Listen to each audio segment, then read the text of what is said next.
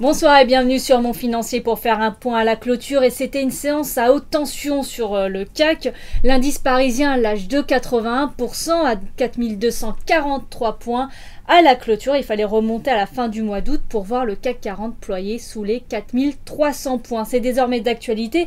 Après la grande déception, Mario Draghi, le patron de la BCE, a en effet été muet comme une carpe sur le programme d'achat d'ABS et d'obligations sécurisées. Sur la taille de l'opération et le poids de ces rachats dans le bilan de la BCE, c'est silence radio. La violence du décrochage du CAC dans l'après-midi est donc à la hauteur de la déception des investisseurs. Sans surprise, aucune valeur du CAC ne se hisse dans le vert à la clôture.